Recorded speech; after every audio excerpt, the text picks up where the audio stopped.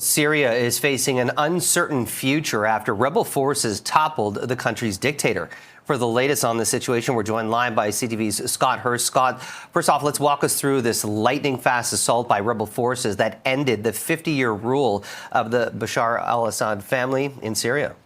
Good morning, Jamie. Rebel forces quickly began closing in on the capital, Damascus, over the weekend, sending Bashar al-Assad fleeing to Russia. It marks an historic moment, particularly for the Syrian people. However, the future of the country remains a huge open question right now. Could it lead to greater opportunity and stability in the country and the region, or more chaos and instability? That is a huge concern right now in the region and around the world. At the very least, it ends the Assad family's half-century rule and closing a brutal chapter under the family's iron-fisted rule and the sudden end to a more than decade-long civil war that left hundreds of thousands of dead and the country's economy in shambles. Now, the leader of the largest rebel faction is calling this a victory and a new history for the region, depicting himself as a champion of tolerance and promising a Syria for all and religious tolerance. Yet there remains lots of questions about the leader, Abu Muhammad al-Golani, a former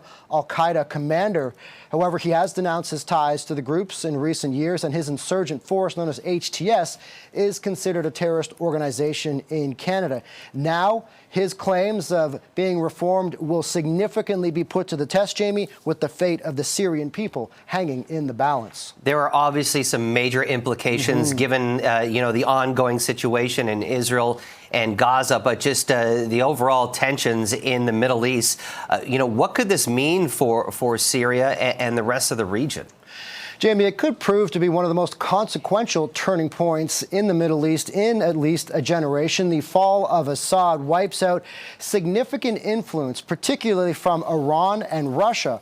Iran loses the ability to spread weapons to its allies in the region using Syria, and Russia likely loses a key Mediterranean port. So those are significant losses for Iran and Russia, but it remains an open question how Syria will be governed. The rebel coalition said it is working to set up a transitional governing body, and of course Western nations are reacting to this as well. U.S. President Joe Biden saying they'll help as much as they can to establish a stable, independent state, while Prime Minister Justin Trudeau and Foreign Affairs Minister Melanie Joly say Canada is watching the situation incredibly closely. However, this is a huge victory for the people of Syria, but Western countries at the very least are noting the fall of Assad as having massive implications around the world for geopolitical reasons. But there are many questions right now, Jamie. It closes a dark chapter, but many questions now about the future of Syria and, of course, huge implications in the region, as you mentioned. Absolutely. CTV's Scott Hurst, we appreciate that update. Thank you. Thanks, Jamie.